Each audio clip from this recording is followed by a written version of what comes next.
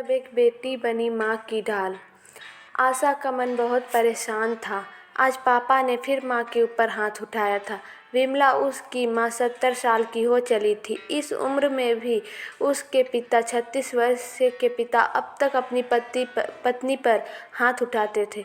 अभी अभी मोबाइल पर माँ से बात कर के उसका मन आहत हो चुका था, पर उसकी मजबूरी यह थी कि वह अपनी यह परेशानी किसी को बता नहीं सकती थी।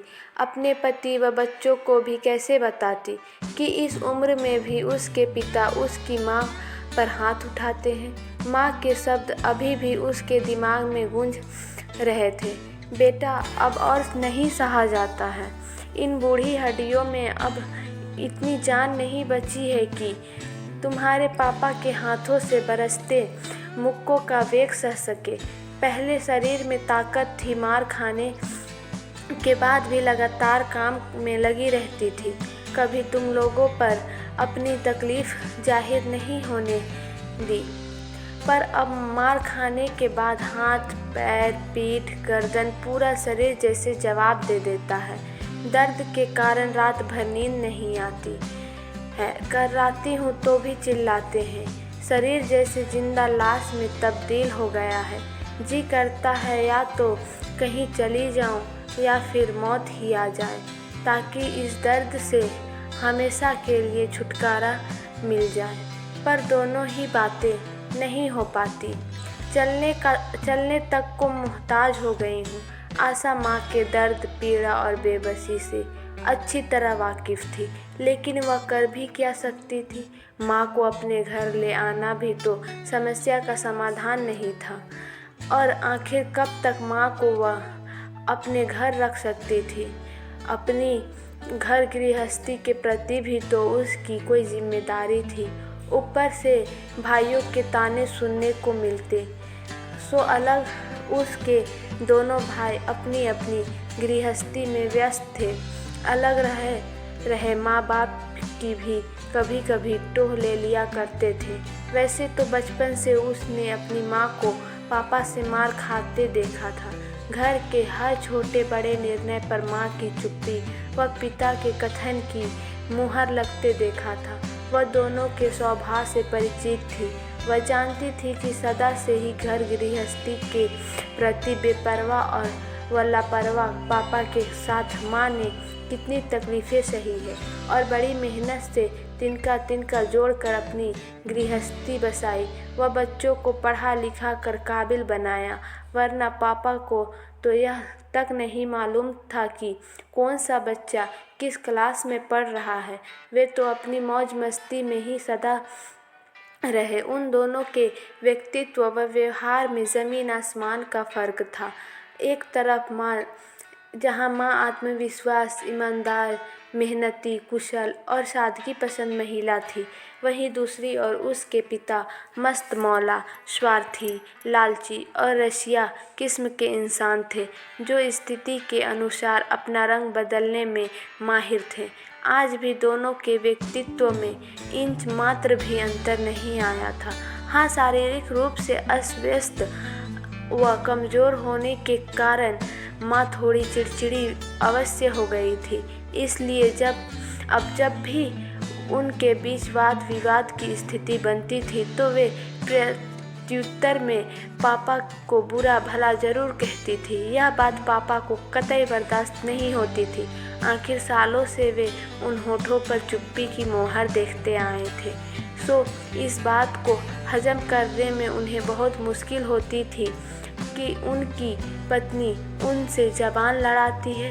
दोनों भाई भी तो माँ को बहुत प्यार करते थे, लेकिन उनकी आपसी लड़ाई में अक्सर पापा का ही पक्ष लिया करते थे। आशा को मालूम था कि पिछली बार जब पापा ने माँ पर हाथ उठाया था तो अत्यधिक आवेश व क्षोभ में माँ ने भी उनका हाथ पकड़कर उन्हें झिंझोड़ दिया था और सख्त ताकीद की थी कि वे अब ये सब नहीं सहेगी। तब आनन फानन पापा ने सभी बच्चों को फ़ोन लगाकर उन्हें उनकी माँ द्वारा की गई इस हरकत के बारे में बताया था, तब छोटे भैया ने घर पहुंचकर माँ को खूब लताड़ लगाई थी और यह तक कह दिया था कि आपकी बहू आपसे 100 गुना अच्छी है, जो अपने पति से इस तरह का व्यवहार तो नहीं करती है। पता नहीं, पर शायद उनकी भी पुरुषवादी सोच माँ के इस कृत्य से आहत हो गई थी। आशा को बहुत बुरा लगा था। आखिर इन मर्दों को यह क्यों नहीं समझ आता कि औरत भी हाड़ मांस से बनी एक इंसान है। वह कोई मशीन नहीं जिसमें कोई संवेदना ना हो। उसे भी दर्द और तकलीफ होती है। वह भी कितना और कब तक सहे, और आखिर सहे भी क्यों। भैया ने उससे भी फ़ोन कर माँ की शिकायत की थी, इस उद्देश्य से कि वह माँ को समझाए कि इस उम्र में ये बातें उन्हें शोभा नहीं देती। बोलना तो वह भी बहुत कुछ चाहती थी, पर इस डर से कि बात कहीं और ना बिगड़ जाए, सिर्फ हाँ हूँ करके फ़ोन रख दिया था। काश उस वक्त उसने भी सच्चाई बोलकर भाई का मुंह बंद कर दिया होता कि भैया, माँ से तो आपकी पत्नी की तुलना हो भी नहीं सकती है, क्योंकि ना ही वे भाभी जैसे झूठ बोलने में यकीन रखती है और ना अपना आत्मसम्मान कभी गिरवी रख सकती है। उन्होंने तो सदा सिर्फ अपनी जिम्मेदारियां ही निभाई है, बिना अपने अधिकारों की परवाह किए। पर आपकी पत्नी तो हमेशा से ही मस्त व बिंदास रही है। जब आपने उनकी मर्जी के खिलाफ कोई भी काम किया है, तब उन्होंने क्या क्या तांडव किए हैं, क्या आपको याद नहीं है। और अब जबकि आप उनकी जी हुजूरी में हमेशा ही लगे रहते हो, तो वे आपका विरोध क्यों करेंगी। भाभी की याद करते करते आशा के मुंह में जैसे कड़वाहट सी घुल गई। विचारों के भंवर में इसी तरह गोते लगाती हुई आशा की तंद्रा दरवाजे की घंटी की आवाज़ से टूट गई। घड़ी की ओर निगाहें घुमाकर वह मन ही मन बुदबुदा उठी, अब कैसे होगा काम। बच्चे आ गए, आज उसका सारा काम पड़ा हुआ है। भारी मन से उठते हुए उसने दरवाज़ा खोला तो चहकते हुए दोनों बच्चों ने घर में प्रवेश किया। मम्मा, पता है आज ड्राइंग टीचर को मेरी ड्राइंग बहुत अच्छी लगी। पूरी क्लास ने मेरे लिए क्लैप किया। टीचर ने मुझे 2 स्टार्स भी दिए हैं। देखो, नन्ही परी ने माँ को अपनी ड्राइंग शीट दिखाते हुए कहा। ओहो, मेरी रानी बिटिया तो बड़ी होशियार है। I am proud of you. कहते हुए उसने नन्ही परी को गले लगा लिया। परी अभी 7 साल की थी। वह दूसरी कक्षा में पढ़ती थी। उससे बड़ा सौरभ था, जो कि 7वीं क्लास में पढ़ता था। मामा, बहुत भूख लगी है, मेरे लिए पहले खाना लगा दो प्लीज़। सौरभ अपना बैग रखते हुए बोला। ओके बच्चों, आप फ्रेश होकर आओ, तब तक मैं जल्दी से आपके लिए खाना परोसती हूँ, कहकर आशा किचन की तरफ चल दी। उसने अभी तक कुछ भी खाने को नहीं बनाया था, बस कामवाली काम करके जा चुकी थी, लेकिन उसने घर भी नहीं समेटा था।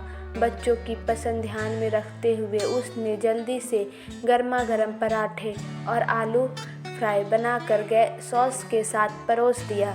बच्चों को खिलाते खिलाते भी उसके दिमाग में कुछ उधेड़-बुन चल रही थी। कुछ देर बाद उसने दोनों बच्चों को तैयार कर अपनी पड़ोसी सीमा के पास छोड़ा और खुद सीधा अपनी माँ के घर चल दी। वहाँ पहुँचकर पता चला कि पापा कहीं बाहर गए हैं। माँ की हालत देख उसकी रुलाई फूट पड़ी, पर अपने आंसुओं को जब्त कर वह बड़े ही शांत स्वर में बोली, माँ चलो तैयार हो जाओ, हमें पुलिस स्टेशन चलना है। लेकिन बेटा, एक बार और सोच ले, अभी बात टकी हुई है, कल को आस पड़ोस, समाज, बिरादरी, नाते रिश्तेदारों तक फैल जाएगी। लोग क्या कहेंगे। बहुत बदनामी होगी हमारी, सब क्या सोचेंगे। माँ ने कुछ अनुनयपूर्वक कहा, जिसको जो सोचना है सोच ले, मगर अब मैं आपको और जुल्म सहने नहीं दूंगी।